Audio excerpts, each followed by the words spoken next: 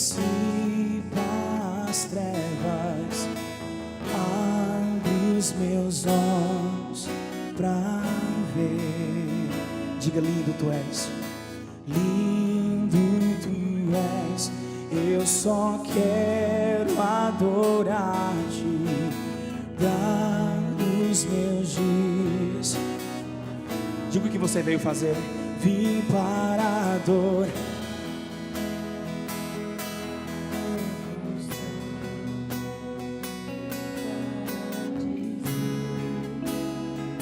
És meu Deus, és totalmente amável, totalmente.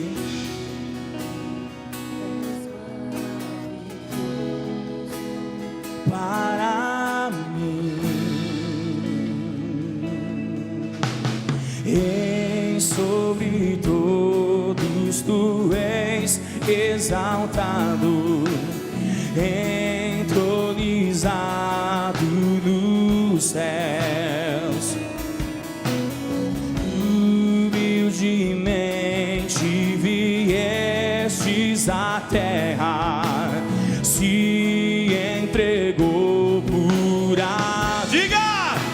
Eu vim para adorar-te, vim para prostrar-me, vim para dizer que és meu Deus, és totalmente amável, totalmente digno, és maravilhoso para mim. Diga forte, diga: vim para adorar-te, vim para prostrar-me, vim para dizer que tu és meu Deus, és totalmente amável, totalmente digno, és maravilhoso para mim.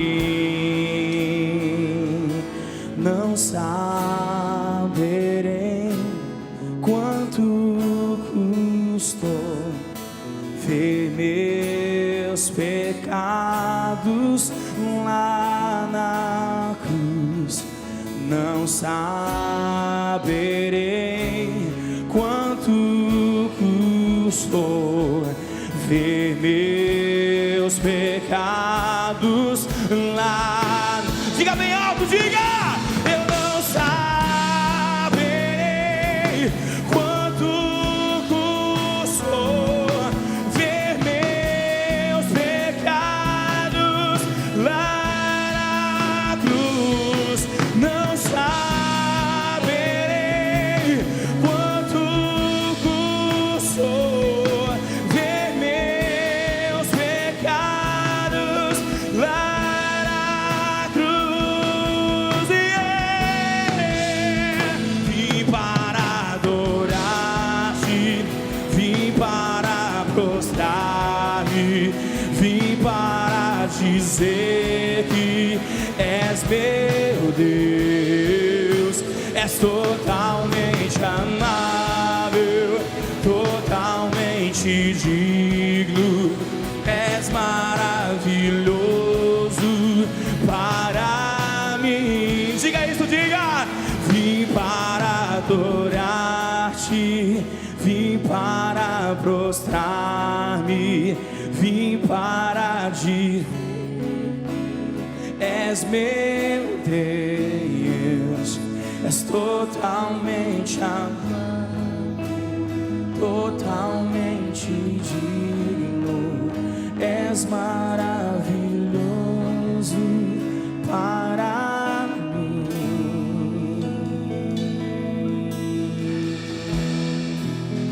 Eu quero nascer do teu Espírito, eu quero matar minha carne. Diga: fazer tua vontade, fazer tua vontade, doce Espírito, que a minha vida seja tua vida, Jesus, uma chance igual a essa, talvez eu não tenha mais.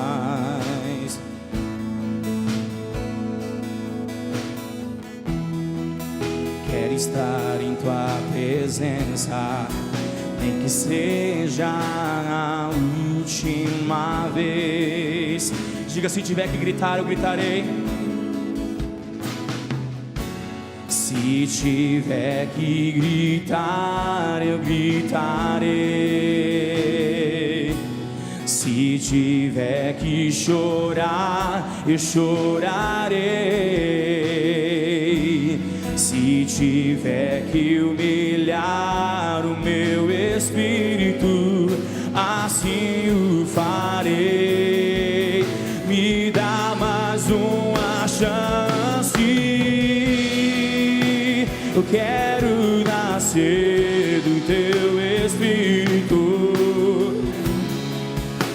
Eu quero matar minha carne,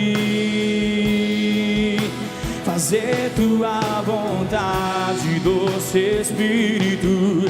Que a minha vida seja tua vida, Jesus. Eu quero nascer do teu Espírito. Eu quero matar minha carne, fazer tua vontade, doce Espírito. Que a minha vida seja tua vida. Só a igreja, diga: eu quero nascer do teu Espírito. Eu quero matar minha,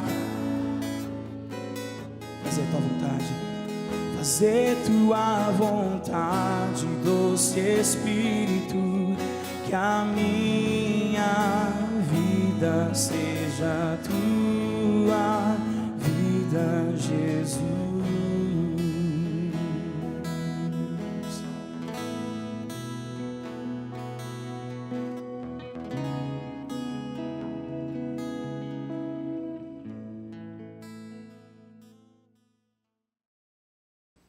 Queria saudar os irmãos com a graça e a paz de Jesus, amém?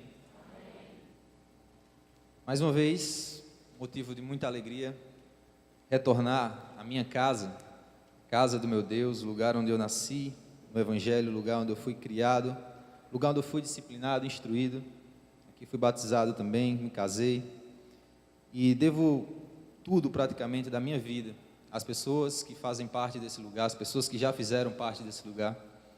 E por isso, toda vez que eu tenho a oportunidade de ministrar na casa de Deus, e especialmente nesse lugar, a alegria e o gozo, ele é muito maior. Certamente me alegra mais estar aqui do que qualquer outro lugar. Amém? Eu estou me sentindo um pouco mais jovem, né? Acho, não sei, sentando perto desses rapazes, eles tão elegantes assim, então eu me senti um pouco mais jovem, sinceramente, mais tranquilo. Um dia eu chego nessa elegância aí, um dia eu chego lá. Amém? Bom, irmãos, eu gostaria que os irmãos abrissem a palavra de Deus em Lucas capítulo 22.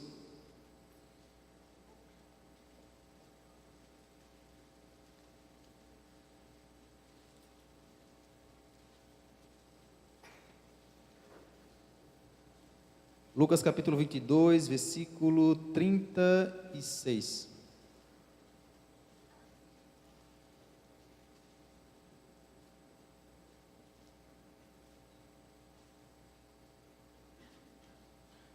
Desculpa, versículo 39. Os irmãos acharam aí? Amém? Diz assim: e saindo, foi como de costume para o Monte das Oliveiras, e os discípulos o acompanharam. Chegando ao lugar escolhido, Jesus lhes disse: orai, para que não entreis em tentação. Ele, por sua vez, se afastou cerca de um tiro de pedra e de joelhos orava, dizendo: Pai, se queres, passa de mim esse cálice. Contudo, não se faça a minha vontade, e sim a tua. Então apareceu um anjo do céu que o confortava, e estando em agonia, orava mais intensamente. E aconteceu que o seu suor se tornou como gotas de sangue, e caindo sobre a terra. Levantando-se da oração, foi ter com os discípulos e os achou dormindo de tristeza. E disse-lhes: por que estáis dormindo?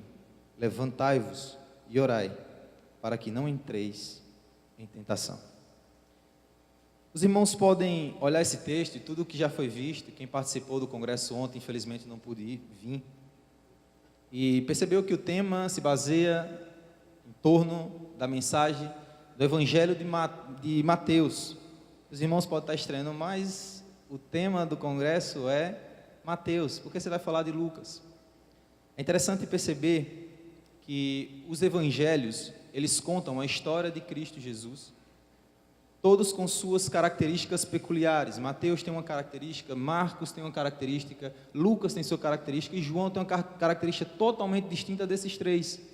Por isso que chamamos os três, Marcos, Lucas e João, dos evangelhos escritos sobre uma mesma perspectiva, sobre a mesma visão, sobre o mesmo olhar. Chamamos os três de os evangelhos sinóticos. E esse olhar dos episódios da vida de Jesus, todos eles, quando vemos, ele é muito melhor exposto quando analisamos todas as passagens que diz respeito àquele mesmo episódio.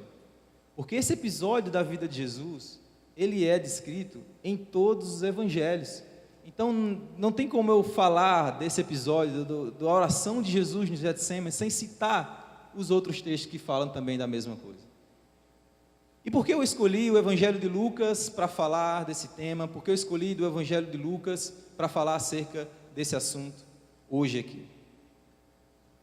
Por algumas outras maneiras, mas a principal dela é que Lucas tem um olhar mais clínico, um olhar mais meticuloso. Diríamos, ele é um cara mais letrado, é um cara mais que tem ele é aguçado mais para as ciências, porque ele era médico. Então ele tem um linguajar, ele tem riqueza de detalhes nos seus relatos que nos faz apaixonarmos pelos os relatos de Lucas. É engraçado, teve uma quinta-feira que eu vim e eu ouvi a pregação do pastor Sidney. O pastor pregou sobre a vida de Levi.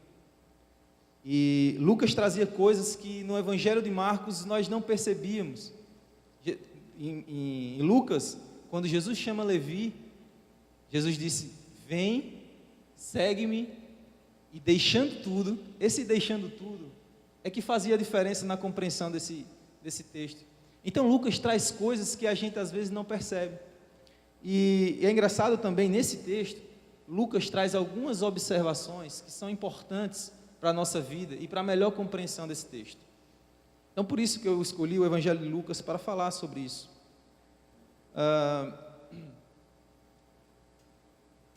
Então, vemos Jesus está no monte, vamos localizar onde Jesus está aqui. Jesus agora está no monte, ele está saindo do Monte das Oliveiras, na verdade está saindo de onde ele estava na Santa Ceia. Saindo da Santa Ceia, Jesus vai ao Monte das Oliveiras. No Monte das Oliveiras, Jesus ele vai a um lugar mais distante ainda, que nós chamamos de Getsemane. E por outros relatos, nós sabemos que era um jardim. E é engraçado que, ao perceber tudo isso, ao entender o que está acontecendo por detrás, a gente aprende coisas com Cristo que são totalmente despercebidas às vezes, quando vemos a vida ou falamos acerca dele. Jesus tinha um domínio sobre a vida. Jesus era Deus e ser humano ao mesmo tempo, ok? Amém? Jesus era 100% homem, 100% Deus. Ele desfrutava das duas naturezas perfeitamente. Podemos dizer que Jesus era o único homem 200%, porque ele era 100% homem, 100% Deus. Ao mesmo tempo que ele desfrutava de todas as grandezas, as naturezas divinas, ele também tinha as faculdades humanas. E Jesus, ao se aproximar, ao Jesus descer, na verdade, dos céus e vir a essa terra, o verbo se fazer carne, ele já tem noção do seu propósito, ele já tem noção do que veio fazer a essa terra, a esse mundo. E por isso Jesus ele é tão imponente muitas vezes nas suas falas, nos seus ditos, nas suas formas de ser, porque ele sabe para que ele veio a essa terra. Como nós já vimos durante esse congresso, vimos hoje, vimos ontem também, eu estava escutando também pelo Facebook, nós fomos criados com um único propósito, de sermos imagem e semelhança de Deus, e esse projeto que foi planejado originalmente foi interrompido devido ao pecado. E Cristo agora desce da sua grandeza, da sua glória, e vem a essa terra fazer esse sacrifício para resgatar novamente o homem. E Jesus, ele chega nessa terra, ele vem a essa terra totalmente ciente do que ele tem que fazer, desde o seu nascimento, da sua formação, da sua juventude, da sua adolescência, ele sabe exatamente para que veio a essa terra. Por isso que Jesus não desvia o seu olhar das coisas, quando as dúvidas e as incertezas, que é natural do ser humano, ela vem. Jesus tem noção, domínio sobre si, e ele conhece para que veio. Isso me ensina muito, porque eu sabendo uma vez para que eu veio, para que existo, eu não vou ficar perdendo tempo com as dúvidas, com as bobagens, com as besteiras, com os empecilhos, com os atrativos que existem nessa terra. Eu sei para que eu fui chamado, eu sei por que eu estou aqui, eu sei para que eu vim, eu sei por quem eu vivo. Por que duvidar, por que questionar aquilo que Deus já determinou para a minha vida? Então Jesus, ele me ensina, a princípio, a entender que quando nós conhecemos para que viemos e para quem vivemos, não necessitamos de consultas ou de subterfúgios, de caminhos tortuosos, de caminhos que são atalhos para chegar no meu objetivo. Eu sei que ele me chamou. E maior do que eu é aquele que me chama. E se ele me chama, ele garante tanto o meu começo, como o meio, como o final da minha caminhada. É isso que Paulo nos ensina em Filipenses. Deus opera tanto querer como efetuar em vós também. E ele já preparou tudo de antemão para as nossas vidas.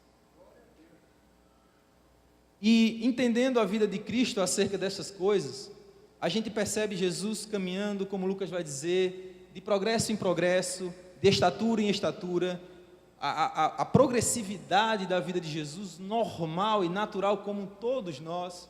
E aí a gente fica, meu Deus, Jesus passou por todas essas experiências, Jesus passou por todas essas fases. Talvez a gente é jovem, talvez a gente é adolescente, a gente passa por aquela fase, sabe, do impulso, sabe, aquela fase os hormônios estão à flor da pele, e a gente fica pensando, poxa, meu Deus, o que é isso na minha vida? O que fazer? Como se comportar diante disso?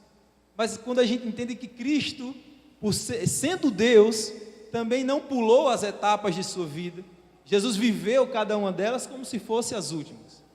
Então Jesus, normalmente como cada um de nós, viveu a sua puberdade, a sua adolescência, a sua juventude, entrou na fase adulta, mas sabendo que um dia ia chegar, e esse dia era o cumprimento do seu chamado, do seu propósito. Jesus veio a essa terra não para outra coisa, Jesus veio a essa terra morrer para salvar os pecadores. Jesus veio nos salvar. Jesus veio nos salvar. E à medida que se aproxima desse dia, é normal que a gente, como ser humano, e é engraçado isso, a gente que joga bola, né? A gente não, os craques aqui, essa igreja só tem fera, ali em cima não vou nem falar. A gente que joga bola ou faz qualquer outro tipo de atividade, se existe algo em nossa mente que a gente programa para o futuro e que requer uma atenção maior, ou que a gente cria muita expectativa sobre isso, é normal que à medida que se aproxima o tempo, nós fiquemos cada vez mais ansiosos, nós fiquemos com os nossos nervos incontroláveis. Às vezes o nervosismo toma tanto conta da gente, que a gente não consegue mais suportar, a gente não consegue mais controlar as nossas emoções, a gente não consegue mais controlar os nossos músculos, as nossas vozes, o que a gente vai dizer, o que a gente vai falar. E o nervosismo, sabe, o temor, ele causa às vezes isso em nós. Só que Jesus, ao conhecer tudo de antemão e saber para que veio, ele nos ensina a ter esse domínio de, mesmo diante dessas coisas, não titubear, não ficar cambaleante, de duvidoso, de emoções, será que é, será que não é? Quando mais chega perto da data, do momento em que Cristo ia ser entregue aos pecadores, como ele já previu várias vezes aos seus discípulos, o normal de nós era ficarmos cada vez mais angustiados, ficarmos cada vez mais trancados em nossos quartos, em nossas cavernas, em nossos lugares, não querer sair. Quando a angústia que está próxima de acontecer, ela é chegada, fica mais evidente. Ninguém, em sã consciência, ou normalmente, você fica normal. Sempre tem uns efeitos que são danosos para a nossa vida. E Jesus se aproximou desse período. E agora estamos falando de um período que Jesus convida os 12 discípulos dele para a Santa Ceia, porque é chegado o tempo. E quando alguém está prestes para morrer, a gente assiste filme, muita da gente assiste novela, eu já assistiu, ou não sei. A gente percebe que às vezes os atores, eles deixam em evidência que todos nós temos algo importante para dizer, a mensagem principal de nossas vidas. E essas mensagens, às vezes, ela é guardada para o momento final. Às vezes alguém está prestes para morrer e diz, chama fulano que eu quero contar um segredo, eu quero contar algo especial. E muitos dizem que os momentos finais, as palavras finais, são as mais importantes da vida de um ser humano. E se aproximando dessa fase final, Jesus, ele chama os seus discípulos, ele chama as pessoas mais próximas dele para contar aquilo que é mais importante para a vida dele. E é engraçado que no começo da minha vida como cristão, normal que vinham várias dúvidas acerca da Bíblia, acerca das doutrinas, acerca das ordenanças de Cristo. E uma das dúvidas que eu tinha era por que na igreja normalmente cristã, não é recomendado que quem não é batizado participe da Santa Ceia. Eu ficava com isso, o que é que tem a ver o cara cear normalmente? Não tem problema. Só que eu fiz essa pergunta para o pastor Sidney e ele me respondeu tão simples, sabe? Mas aquela simplicidade que ao mesmo tempo ela destrói todas as dúvidas que estão no seu ser. O pastor disse, quando Jesus instituiu a Santa Ceia, ou quando ele começou a Santa Ceia, quem ele chamou? Jesus tinha uma multidão de discípulos. Jesus tinha uma multidão de pessoas que o seguiam. Em Lucas vai relatar, Jesus envia uma missão para 70 de discípulos. Pessoas que já estavam engajadas. Não era aquela multidão, sabe, que ficava no burburinho. Não era aquela multidão que vinha para os discursos de Jesus só para ganhar ou se beneficiar das coisas que Jesus fazia. Esses 70, eles já faziam parte do círculo de confiança de Cristo. Só que dentro desses 70, Jesus só chama 12 para a Santa Ceia. O que nós aprendemos com isso? A Santa Ceia é um momento tão íntimo, tão íntimo, tão íntimo, que ela deve ser compartilhada com aqueles que também desfrutam da intimidade plena com Cristo Jesus. Então, por isso eu entendi, o pastor falou, e eu, puxa, pior que é mesmo, né? Ele falou, nem assim, eu acho que não teve noção de que ele resolveu sanar as minhas dúvidas, mas eu fiquei realmente impressionado. E Jesus agora, ele já instituiu a Santa Ceia, preparou tudo, comeu com seus discípulos, e aí ele avisa quem há de trair ele. Ele diz que Judas, ou deixa claro que Judas vai trair a ele, e Judas sai para fazer o que tem que fazer. E é interessante que após a Santa Ceia, Jesus, ele sai com seus discípulos, e em Mateus e em Marcos, nos avisam que ele sai cantando hinos de louvores a Deus. Eu fico, como o cara sai da Santa Ceia sabendo que vai ser entregue nas mãos dos pecadores, e aí a gente não imagina o que Jesus passou, o que Jesus sofreu, Como você sai da Santa Ceia, eu saio da igreja sabendo que eu vou ser morto da forma que Jesus foi. E a Bíblia diz que Jesus e seus discípulos saíram cantando louvores.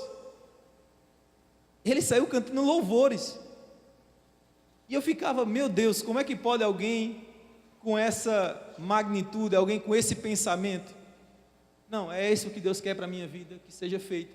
Mas em nenhum momento eu vou deixar de adorar, em nenhum momento eu vou deixar de servir, em nenhum momento eu vou deixar de olhar para os céus e perceber que aquele que fez cada um dos nossos sonhos, aquele que construiu cada um dos nossos pensamentos, Ele é fiel também para nos sustentar nos momentos difíceis, amém? Então Jesus sai daquele lugar, do pináculo do templo, onde eles estão fazendo instituir a Santa Ceia, e aí, a Bíblia vai dizer agora que Jesus, nos acompanhar, Lucas 39, 22, 39, saindo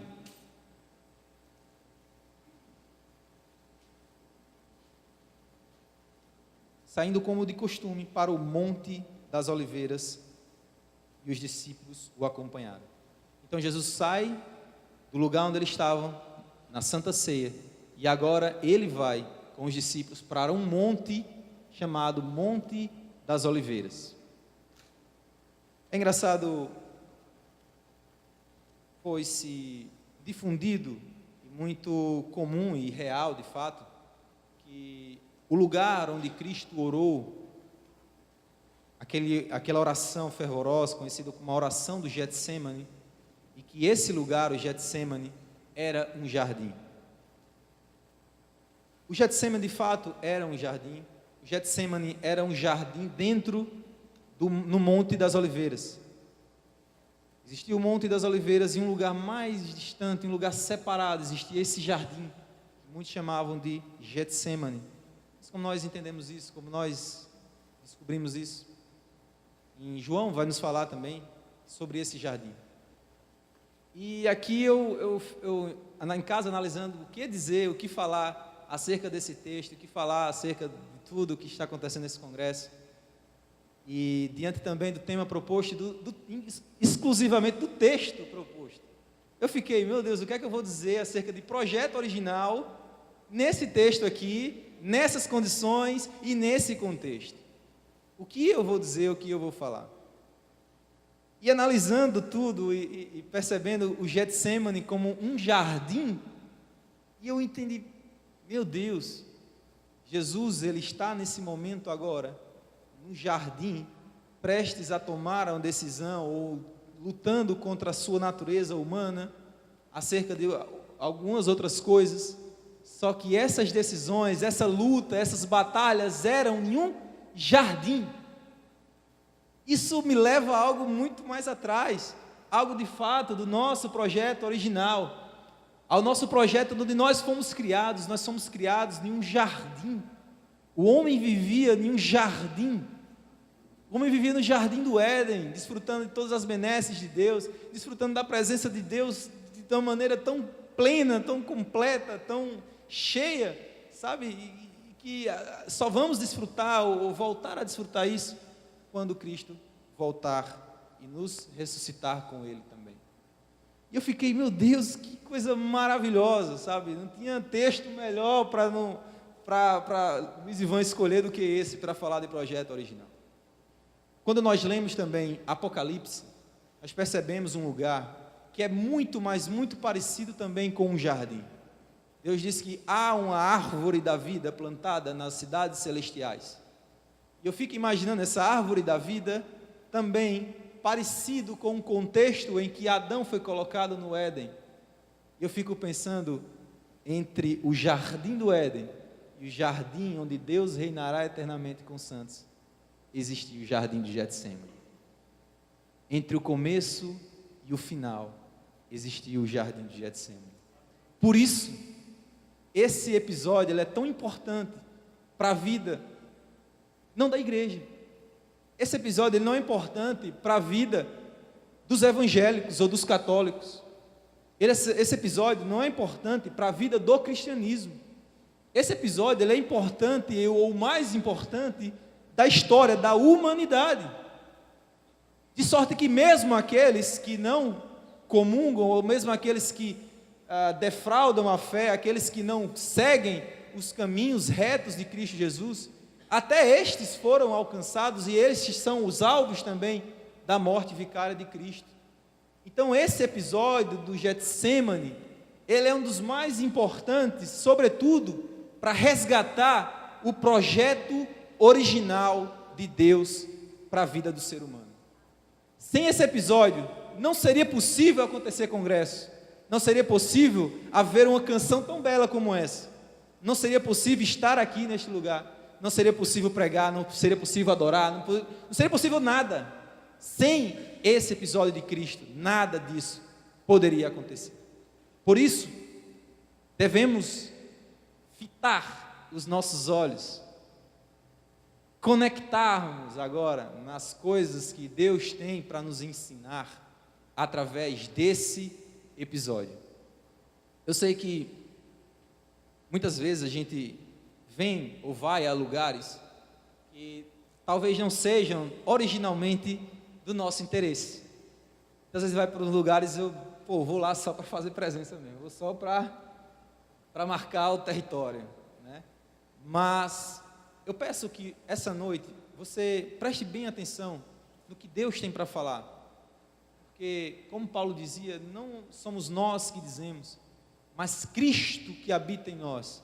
Ele clama, Ele chama, Ele fala ao seu povo e sobretudo a cada um de nós, mesmo estando longe, mesmo estando perdido, mesmo estando tão longe quanto a gente imagina, mas não existe lugar tão longe que Cristo não possa alcançar.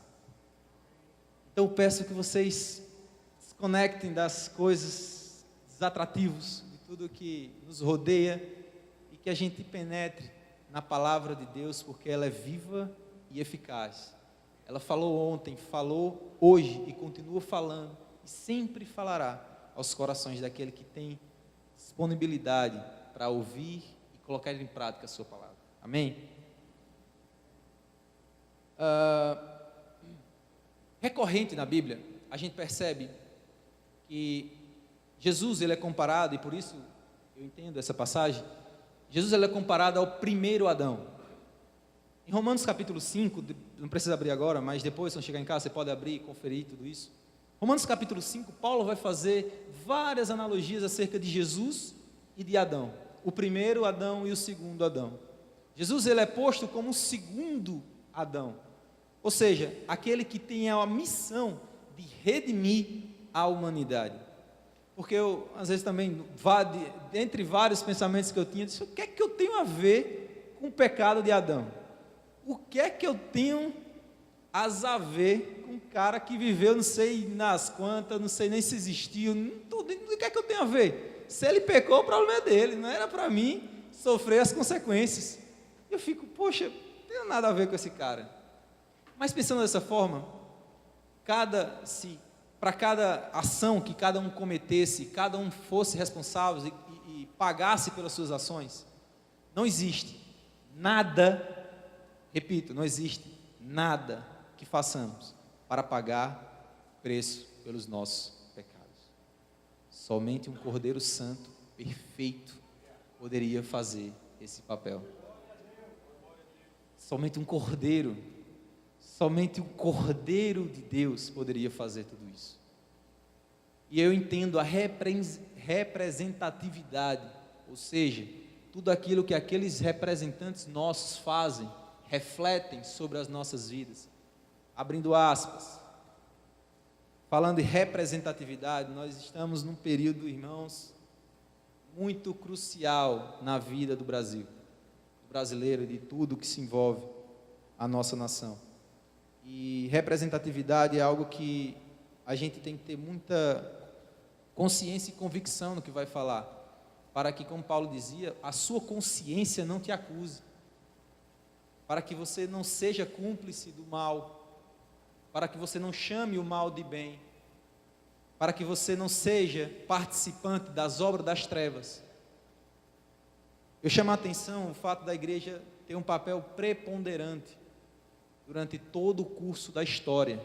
A igreja mudou civilizações. tanto mudou civilizações que construiu a civilização ocidental. A civilização, como conhecemos hoje, a ocidental, está baseada nos preceitos e moralidades do cristianismo. Então a igreja dizer que o cristão não pode fazer nada, isso é coisa, o presidente ou quem quer que seja não vai governar só para evangélicos. Isso não é o discurso de Cristo. Isso não é o discurso de Cristo. Por isso, eu aproveito esse espaço para salientar e reforçar a consciência dos irmãos. Ore a Deus. Ore a Deus antes de fazer qualquer ponderação, tecer qualquer convicção ideológica, qualquer convicção partidária. Ore a Deus. Busque o entendimento do Senhor. Busque a Ele na palavra, busque a Ele em orações, em súplicas. Ore, clame pelo estado do Brasil, pela situação que se encontra a nossa nação. Após isso, pegue todas as ideologias partidárias, pegue todas as propostas de campanha e não em sites tendenciosos, vá direto na fonte de cada proposta, quem quer que seja, para deputado, para governador, para senador, para qualquer coisa que seja.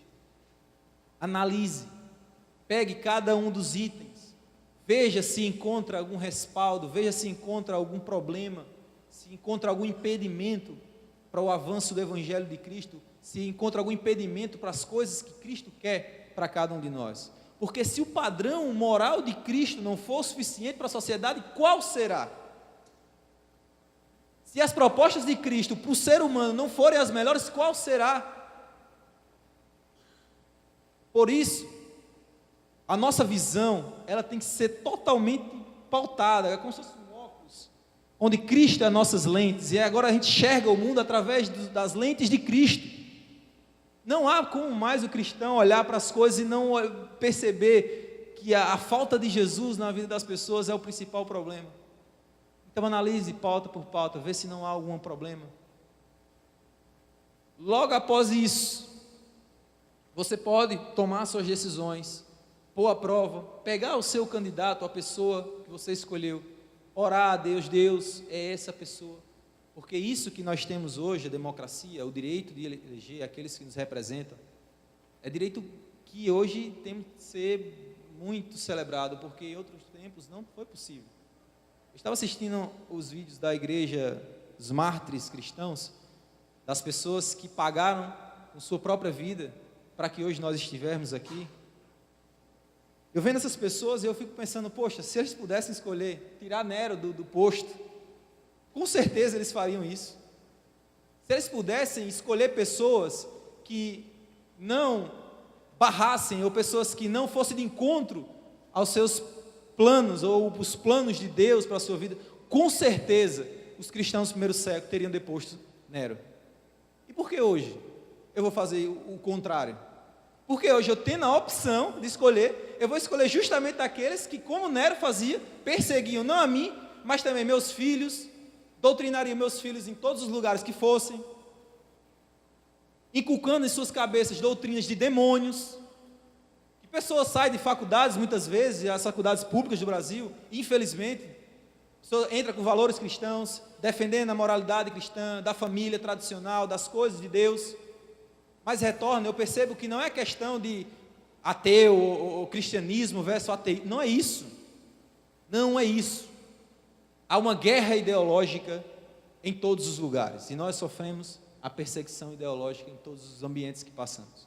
Mas dentro dos institutos, dentro das instituições educacionais, sobretudo, existe uma guerra muito explícita. E eu peço a Deus, peço aos irmãos, que pesem o seu voto, pesem em suas consciências, aqueles que irão representá-los durante 4 anos. Porque através da representatividade nós aprendemos que Adão, por ser o nosso representante da raça humana, pecou e todos nós caímos junto com ele. Ou seja, um ato dos nossos representantes impacta na minha vida, na nossa vida e na vida de todos que estão ao nosso redor. Amém? Fecho aspas. Representatividade. Adão era o nosso representante. Só que precisávamos de um novo representante. Precisávamos de alguém justo, perfeito, feito projeto original, 0 quilômetro. Cristo era o segundo Adão. E se nós reclamávamos, o que é que eu tenho a ver com Adão? Hoje nós temos que clamar que eu quero ter muito a ver com Cristo. Eu quero ter muito a ver com Cristo, porque através dele, sendo ele meu representante, eu estarei do lado do nosso Pai, nós estaremos do lado do nosso Deus, nós estaremos do lado daquele que nos formou e que tem um plano e um projeto para cada um de nós, amém? Entendendo esses paralelos que a Bíblia nos faz, entendendo esse episódio específico, a gente chega, Jesus vai a esse lugar chamado Getsemane. E é interessante, por isso que eu escolhi o texto de Lucas, a gente perceber alguns detalhes acerca da vida de Jesus nesse episódio. E irmão, não estranhe se eu dizer, vamos ver agora em Mateus, esse mesmo episódio, vamos ver em Marcos, não estranhe porque isso é normal, é melhor para a gente compreender esse episódio, é muita coisa envolvida e é muito bom desfrutá-la.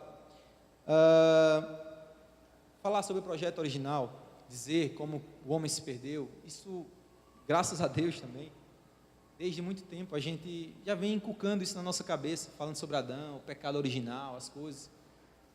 Só que a alternativa e a solução muitas vezes não é posta na mesma medida que a denúncia.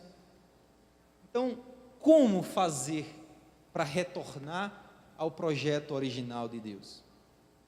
Como fazer? Como voltar? Como permanecer? Cristo, ele é a representação exata da completa grandeza de Deus. E ao mesmo tempo ele é 100% homem. Sorte que Hebreus vai dizer que ele em tudo foi provado. Igual a nós, igual eu e você. Em cada aspecto, cada área da vida dele, ele foi provado. Cristo tinha uma natureza humana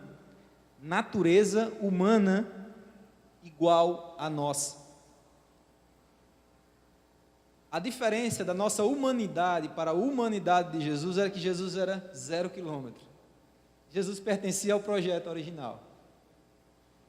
E nós hoje, mesmo após a conversão em Cristo Jesus, nós se assemelhamos, chegamos próximo daquilo, mas não é ainda o final, ainda tem mais. O melhor de Deus ainda está por vir. Quando Cristo vier na glória, esse corpo que é mortal se revestirá da imortalidade.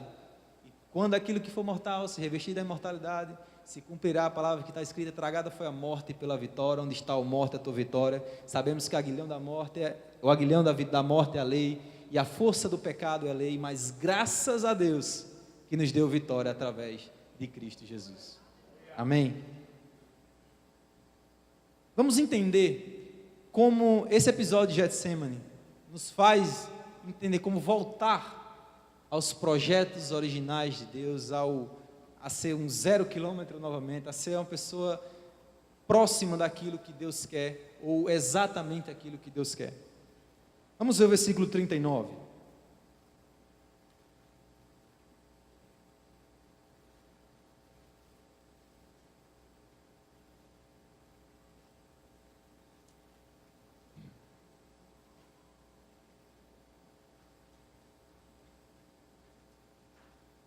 Lucas 22, 39, vai nos dizer: saindo, foi, como de costume, ao Monte das Oliveiras, e os seus discípulos o acompanharam.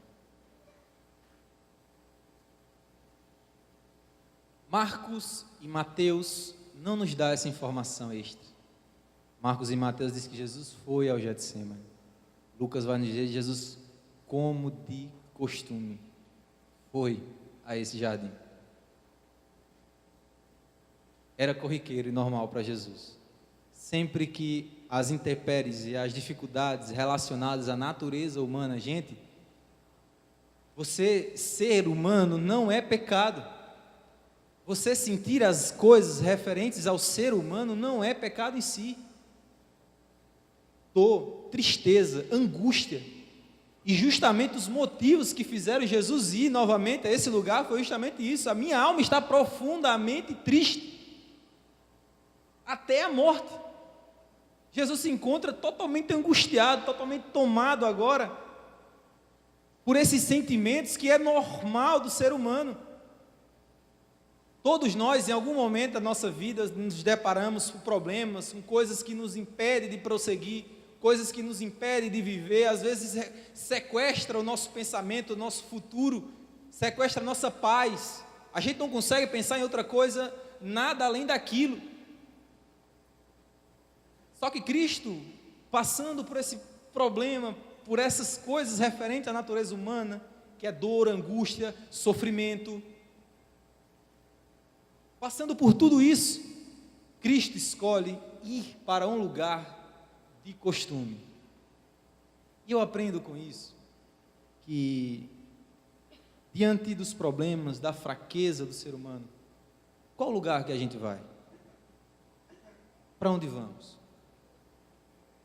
Qual lugar que você escolheu, ou qual lugar que está programado no seu intelecto, na sua vida, para você ir, logo após a percepção das suas fraquezas, a percepção da sua natureza humana, elas são evidentes. Qual lugar que você vai?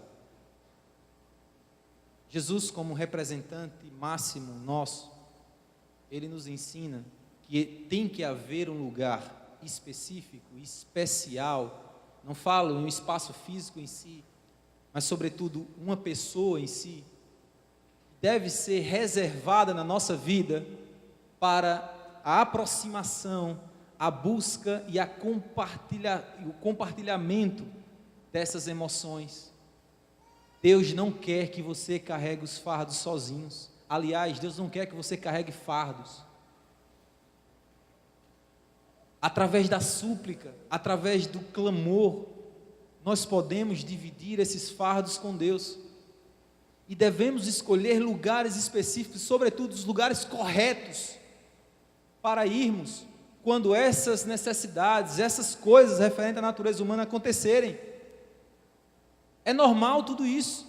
Quando nós vemos que a Bíblia, quase um terço da Bíblia, ela é escrita sobre uma literatura de súplica, de clamor, de proclamação de sua natureza, das suas deficiências, sabe, das suas debilidades. Quando nós lemos o livro de Salmo, a gente pensa, poxa, esses caras é igual a gente, não eram seres especiais não. Quando vemos Davi, Deus, tem misericórdia de mim, tem misericórdia de mim. Quase um terço da Bíblia é escrita nessa linguagem. Salmos, na verdade, elas são escritos, feitos, para justamente nos auxiliar em nossos momentos de debilidade.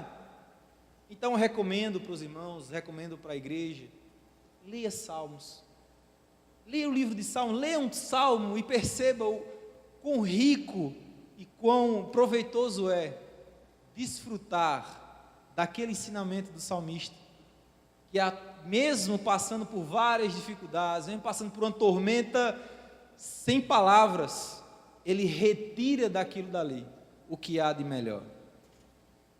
Porque está abatida, ó minha alma, porque te perturbas dentro de mim, espera em Deus, pois eu ainda o louvarei, a Ele o meu auxílio, e Deus meu. Essa é a linguagem de Salmos. Então Jesus, ao passar e desfrutar desses momentos, que é próprio da natureza humana, ele recorre a que é algo comum na sua vida, que é a busca por Deus, um lugar onde ele pode ter um encontro íntimo com Jesus. Qual é o nosso lugar? Para onde nós vamos? O que nós escolhemos? Eu, quando era jovem, os problemas, eu falo como se fosse, né? Como se eu fosse um ancião, né? Eu tenho só 27 anos, gente. Não estou ainda na faixa etária de jovens ainda. Mas eu, quando era mais novo, deixa eu recuperar aqui. Quando eu era mais novo, eu tinha a minha válvula de escape. Eu tinha um lugar para onde ir. Sempre que os problemas vinham, eu sabia para onde correr. Eu tinha já um lugar específico. Talvez não com hora marcada e tudo, mas eu sabia para onde eu ia.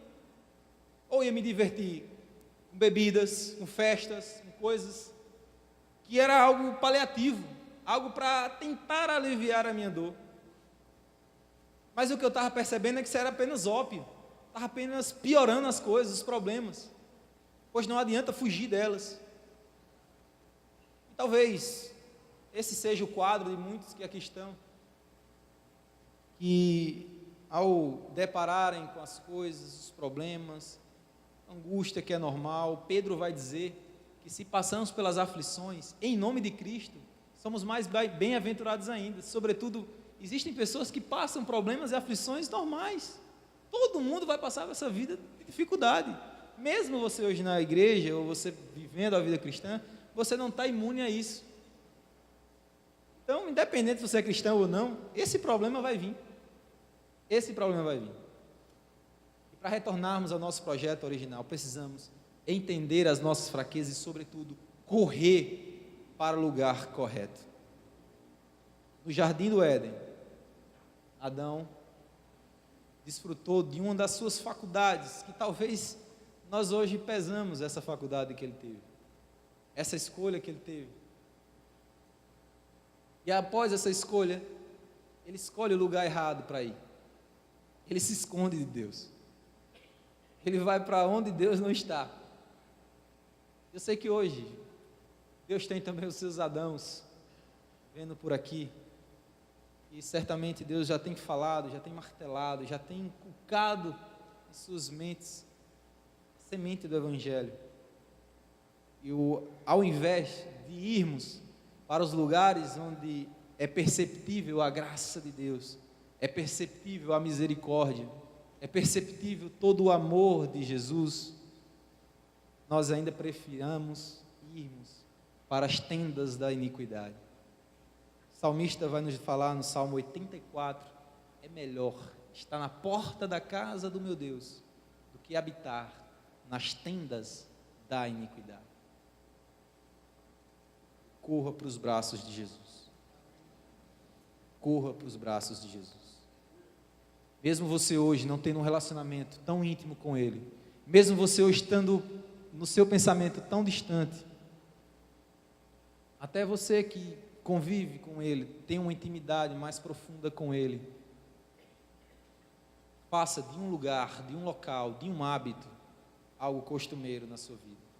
E todas as vezes que a angústia e os problemas vierem, nós venhamos recorrer aos lugares e à pessoa correta, porque não adianta vir somente à igreja como um lugar físico, temporal, como pedaços de cimento, coisas que vão passar um dia ou no outro, mas sobretudo Deus que habita neste lugar. Esse deve ser o alvo da nossa busca. Amém? Vamos buscar fazer um costume, um hábito, todas as vezes que os problemas vierem, eles sempre virão para nos fortalecer, ao invés de nos destruir. Amém? Glória a Deus. Outra coisa que aprendemos, vamos ler o versículo 43.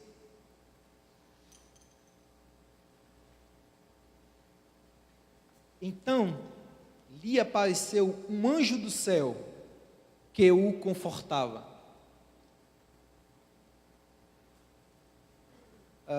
Esse detalhe também não aparece nos outros evangelhos.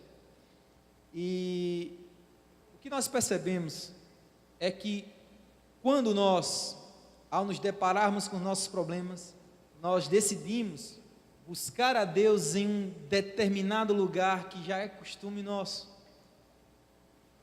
Essa situação, por mais adversa que pareça, por mais difícil de enxergar isso que pareça, há sempre um consolo. Há sempre um consolo. Não importa como, não importa quem. Aqui foram os anjos, eu não estou aqui divinizando os anjos, ou fazendo culto a anjos. Eles têm seu papel, e são um papel relevante, dentro do plano de Deus, mas eles têm que ser colocados em seus lugares. Os anjos foram feitos um pouco menores que Cristo, e por isso não devem ser adorados, nem devem ser celebrados. Mas eu louvo a Deus pela vida dos anjos também, porque eles são ministros de Deus, feitos para auxiliar aqueles que iam herdar a salvação. Então os anjos estão à nossa disposição, e não contra nós. E Deus usou os anjos muito comumente na vida de Cristo para o consolar em diversas oportunidades, na tentação do deserto. Jesus vai dizer que quando Jesus recusa as 3 propostas de Satanás, logo aparecem os anjos para lhe oferecer um banquete. Então, nesses momentos de nossas vidas, sempre há de vir o consolo de Deus. Sempre. Talvez para você pense que não seja suficiente, mas Deus sabe que é suficiente para você. Amém? Outra coisa que nós percebemos, que são ações necessárias para voltarmos aos planos e projetos originais de Deus, é entender como as tentações funcionam e como elas nos aproximam de Deus ao invés de nos afastar. Tentação é engraçado, porque eu ficava pensando como Cristo foi tentado, e tentação presume-se que alguém pode cometer o pecado ou não. Como Cristo foi tentado se, ele não pode pecar por ser Deus, né? Essa tentação era de mentirinha ou o que era? Mas o que eu entendo é que, não vou entrar nesse mérito, mas o que eu entendo nas tentações é que o plano e o objetivo das tentações que aconteceram na vida de Jesus é nos informar que, como nós, ele também passou por esses problemas, e que as tentações são diárias, são algo, como corriqueiro em nossas vidas. E se você decidiu hoje ter uma vida mais próxima daquela que Deus quer para cada um de nós, não tenha dúvida, as tentações serão diárias e recorrentes. E a pergunta que se fica é como suportar? Ela vai passar? Ela vai sair? Não sei. Há tentações que são constantes, vêm diariamente, é todo dia, é toda hora proposta, é toda hora outra forma de proposta para você, de coisas que agrada a carne. E não há outra maneira, não há outra forma. O próprio Cristo nos disse que Ele passou por todas as coisas dessa vida e nos serviu de exemplo para sermos fiéis a Ele. E as tentações também fazem parte desse tudo que Ele passou. Então, entender como Cristo venceu as tentações nos ajuda a abrir o nosso campo e viver uma vida plena com Deus, voltar aos seus projetos originais. Em Hebreus vai dizer que, por esta razão, era necessário que se tornasse semelhante aos irmãos em todos os aspectos, para se tornar sumo sacerdote, misericordioso e fiel com relação a Deus, e fazer propiciação pelos pecados de todos. O objetivo das tentações de Jesus nada mais era que deixar um padrão, um exemplo, um modelo a ser seguido. E esse modelo é o nosso alvo. Por mais que eu seja discípulo do pastor Sidney, por mais que eu seja discípulo de Ivan, de Toninho, o nosso alvo em si é Jesus Cristo. E através da vida deles, nós entendemos que a nossa vida precisa voltar ao trilho de Deus. E mesmo entendendo que essas pessoas têm uma influência na minha vida e são, sobretudo, colunas de Deus na minha vida, Deus nos deu como guias, Deus nos deu como anjos protetores da igreja, pessoas que estão direcionadas para me auxiliar em tudo o que precisarmos e, sobretudo, ter uma herança hierárquica na minha vida. Eu entendo que o padrão, propósito final é Cristo. O padrão de Cristo é que todos olhemos para Ele, o modelo final, e percebamos que as tentações precisam ser vencidas da forma que Ele venceu, da forma que Ele passou, enxergar as tentações da forma que Ele enxergou. Como eu falei no começo e repito, Jesus sabia exatamente o que estava por vir na sua vida, sabia exatamente para que veio, sabia exatamente o momento que ia acontecer as coisas, sabia exatamente o propósito. E também devemos conhecer o nosso propósito. E conhecendo o nosso propósito, não largamos isso por nada. Irmãos, se entendermos o que está guardado para nós, o que está guardado nas mansões celestiais em Cristo Jesus, se entendermos as riquezas e a glória que está posta sobre nós, se pudéssemos por um momento vislumbrar as cidades celestiais, os muros da Jerusalém celestial, essas propostas pareciam como nada. Tudo que está colocado diante de nós certamente desaparecerá. Por isso que Paulo vai falar que tudo aquilo que ele tinha ganhado na sua vida, ele agora considera como perca. Tudo isso não vale nada mais. O que importa agora é alcançar o modelo de Cristo e seguir, sobretudo, os seus passos. Então, entender o que temos em Cristo nos faz não largarmos isso pelas propostas que nos são postas todos os dias e todos os momentos em nossa vida. Amém? Para nós retornarmos ao projeto original, temos que entender o que está guardado para cada um de nós. Está guardado para cada um de nós. Lógico, não fazemos nada por retribuição, fazemos porque amamos e porque Deus é bom, mas Deus é tão bom ainda que além de nos dar a vida eterna, nos dará coisas ainda muito maiores.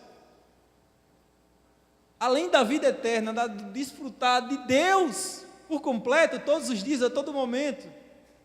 Às vezes a gente fica esperando um retiro espiritual, alguma coisa para, poxa, velho, retiro espiritual, bênção, vou me aproximar do Senhor, aquele lugar vai ser um lugar de bênção, onde eu vou encontrar com os meus amigos e juntos vamos adorar a Deus, a gente vai ter uma intimidade, uma comunhão. Agora imagina o tempo todo, imagina a intimidade com Deus a toda hora, a todo instante. Então é isso que a gente está abrindo mão, para muitas vezes ceder às tentações.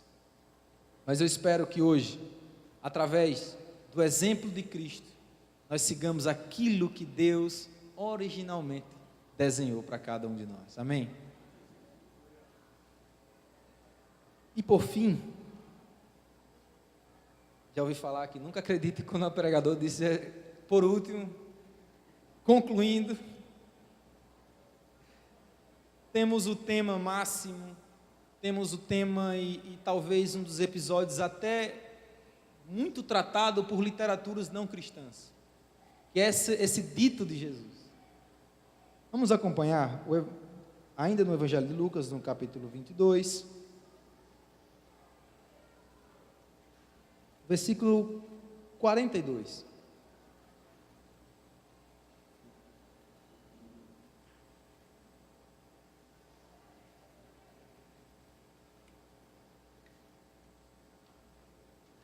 Nos diz, Jesus dizendo, Pai, se queres, passa de mim este cálice.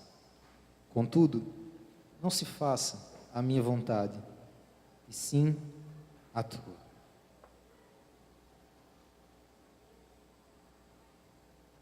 Deixei essa parte por último, porque julgo ser ela a principal, e talvez a única coisa que se você esquecer de tudo que eu falei, lembre somente dessa parte. Porque isso que aconteceu com Cristo nos mostra como as coisas dessa vida, elas são temporais, mas reais. Eu não estou dizendo que, Deus é bom, mas essas coisas da natureza da minha carne, eu posso lutar tranquilo, eu posso menosprezá-la, eu posso menosprezar as paixões da mocidade, eu posso menosprezar todos os desejos que estão no meu coração. Pelo contrário, isso é muito real, é muito forte, eu não estou negando de nenhuma maneira os nossos desejos, os nossos impulsos. Mas o que eu estou dizendo é que a decisão que Cristo teve é o que mais pregna na minha cabeça.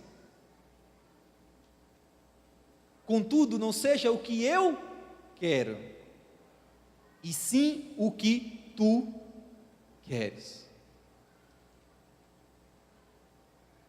Nessa fala nós vemos duas coisas totalmente em conflitos. De um lado as nossas vontades, de outro lado a vontade de Deus. De um lado as coisas que a nossa carne deseja, do outro as coisas que Deus deseja. De um lado as coisas que os nossos olhos cobiçam, do outro as coisas que Deus almeja para cada um de nós. De um lado as coisas que a nossa carne se agrada e se alegra, do outro as coisas que compraz a nossa alma e alegra o nosso coração. Diante dessas escolhas, todos os dias nós estamos, mas essa em especial é uma decisão que poderia mudar o curso da história. Jesus se curva e se dobra diante da vontade de Deus. E esse é o principal objetivo nosso, é o principal objetivo meu. Eu enrolei vocês o tempo todo para dizer isso agora. O principal projeto e propósito de Deus é esse momento aqui. O que você quer para a sua vida? Você vai continuar satisfazendo as vontades do seu eu? Ou você vai se prostrar diante da vontade de Deus e segui-lo até as últimas consequências? Isso é para todos. Irmãos, isso é para todos. Todos os dias Deus nos chama a uma vida de renúncia. Mesmo após a vida com Cristo, mesmo após o início da caminhada cristã, as nossas vidas sempre serão marcadas por renúncia. Todos os dias eu tenho que renunciar a mim mesmo. Todos os dias eu tenho que renunciar a algo. E jovens, infelizmente, hoje, nós somos criados naquela geração do tudo você pode fazer. De que não haverá dificuldades para aquelas coisas que você desejar. De que o que eu quiser será feito. E que minhas propostas, os meus desejos serão satisfeitos pelos meus pais ou por quem quer que seja. Mas não é assim. As minhas vontades, elas cada vez mais, elas me levam para longe de Deus, da qual Ele me criou. Imagina aquele pai do filho pródigo. Imagina ele todos os dias, ansiando que o seu filho voltasse à sua casa, onde foi criado, onde foi instruído, onde foi tudo planejado para ele ter uma vida plena ao lado do seu pai. E que hoje ele, esse mesmo pai, que perfigura Deus, ele está também hoje nesse lugar. Ele está hoje nesse lugar. E ele busca, além dos filhos pródigos, ele busca também os irmãos que ficam na casa de Deus. E hoje precisamos retornar para o projeto original de Jesus. Precisamos retornar para o projeto original de Jesus. Jesus, certa feita, ele nos conta uma parábola que havia dois irmãos. Havia um irmão mais velho, um irmão mais novo. E o pai pede para um desses irmãos cuidar da lavoura, cuidar do vinho, fazer o trabalho normal, que era recorrente. O primeiro disse que não vai. Só que depois, muito tempo depois, ele disse que vai. Ele vai e faz. O segundo irmão, o pai chega para ele e pede: você pode fazer isso? Você pode ir a esse lugar? Ele disse: eu vou. Mas contudo, não foi. Jesus pergunta à sua audiência: qual destes fez a vontade de Deus? Certamente o primeiro, que disse que não ia, mas no final foi. O que importa, irmãos, presta atenção, o que importa não é o que sai muitas vezes dos nossos lábios. Aquilo que confessamos diante das pessoas, às vezes, não importa. Não importa se eu estou aqui hoje, pregando cerca de quase 1 hora aqui. Se eu sair desse lugar e não ter a minha vida transformada, sobretudo, por Jesus. Se eu não transformar os meus discursos e palavras em ações, nada vale o meu discurso. Então, para retornarmos ao projeto original, temos que fazer com aquele irmão que disse que não ia, mas no final foi. E aqui eu vejo coisas extraordinárias, porque muitas vezes fazer a vontade de Deus não nos trará uma alegria momentânea. Vocês me entendem, gente? Amém? Os nossos desejos lutam contra os desejos de Deus. E é natural que ao decidir fazer a vontade de Deus, os nossos desejos não são satisfeitos. Não fiquem alegres com isso. Então, muitas das vezes, as nossas decisões em favor da vida de Deus não alegrará o nosso corpo, a nossa carne. Isso eu aprendo porque muitas vezes a gente espera, pastor, que Deus eu vou sentir uma paz tão grande quando eu fazer a vontade de Deus. Eu vou renunciar ao baba de segunda-feira para passar com Vanessa a noite inteira.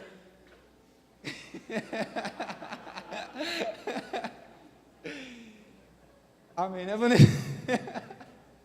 A gente acha que essas decisões vão ser tipo, de boa, estou feliz demais da vida.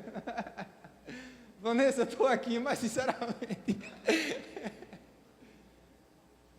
Mas a vontade de Deus é justamente isso. E no final o que importa, o que vai importar, são aqueles que fazem e não que dizem fazer.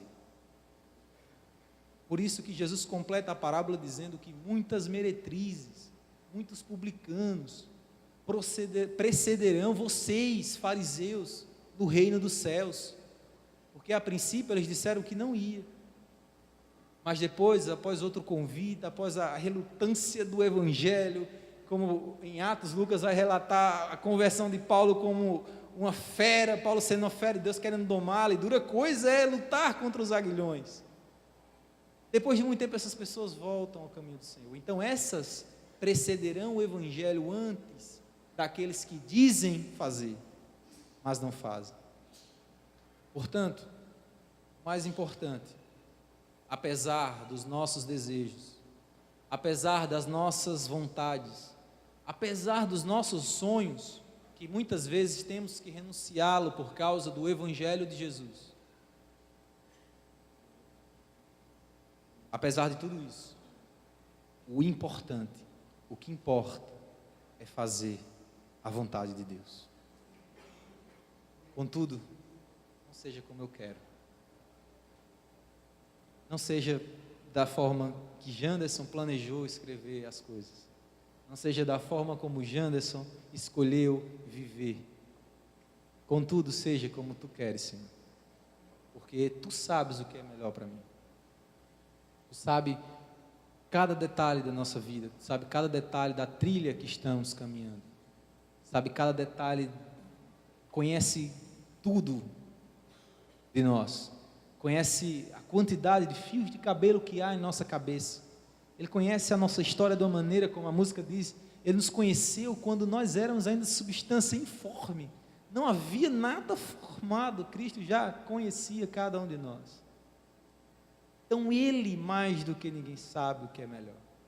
E apesar de ser a coisa mais difícil na vida, tanto do cristão como de qualquer pessoa nesse mundo, a melhor coisa a se fazer é a vontade de Deus. Muitos diziam que o preço a ser pago por obedecer a Deus, ele é muito menor do que aqueles que decidem desobedecer. Então decida obedecer, decida se prostrar diante de Deus, e mesmo as suas faculdades, as coisas que são próprias da natureza humana, a luta entre a carne e o espírito, não traga aquela alegria que você esperava, ou que talvez você pensava que aconteceria. Mesmo assim, a vontade de Deus ela é mais importante. Mesmo assim, a vontade de Deus é mais importante. Então, eu queria convidar os irmãos a se colocarem de pé.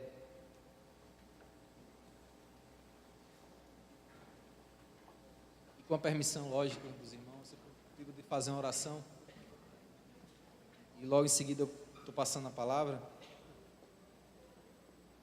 Mas o que eu queria dizer, para finalizar tudo isso, é que Jesus, ele vai ao Monte das Oliveiras, se chega a um lugar mais restrito ainda, chamado Getsemane. E para esse lugar chamado Getsemane, Jesus vai sozinho. Jesus vai sozinho. Jesus convida 3 dos seus discípulos para ir com ele até o monte. Só que tem um lugar, esse lugar de costume que Jesus costumava ir, ele ia sozinho.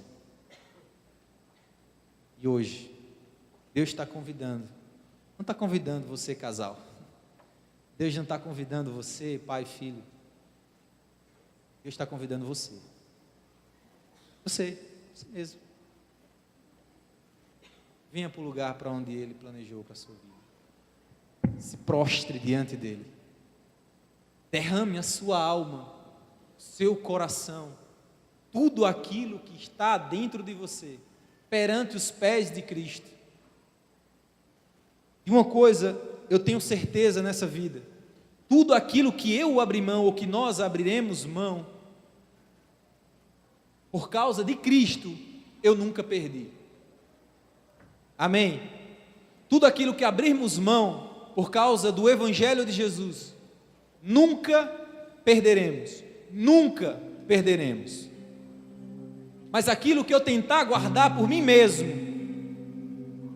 isso vai se escapar de mim diante dos meus olhos. Então, é melhor a vontade de Deus para as nossas vidas.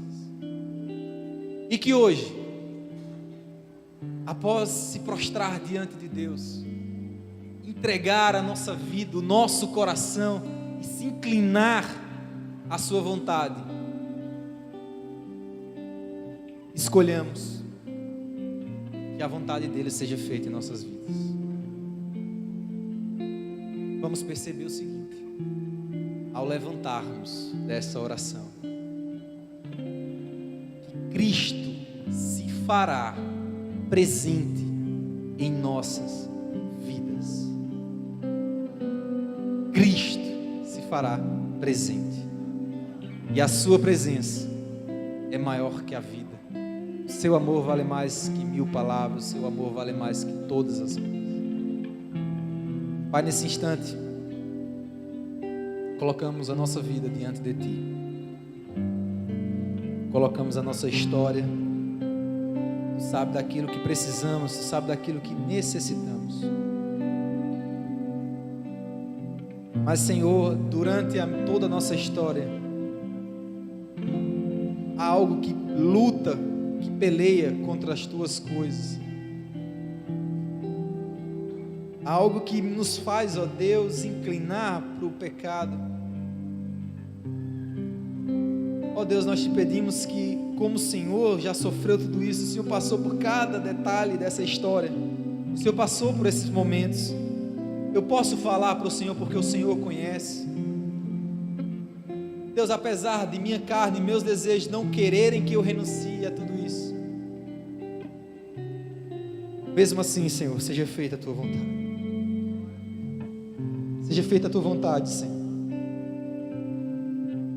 Que a vontade de Deus é que todos cheguem ao pleno conhecimento da verdade, que se acheguem a Ele. Portanto, se há alguém nesse lugar que entendeu que precisa de restauração, entendeu que é falho, que é pecador, se alguém neste lugar entendeu a mensagem de Cristo e que decidir renunciar a si mesmo, entregar a Deus as suas vontades e paixões, queria convidar os irmãos ou quem está disposto a vir aqui à frente para nós fazermos a oração.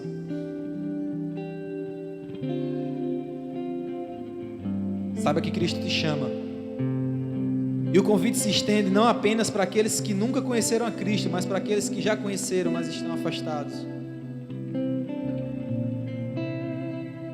Como o Antônio Carlos falou,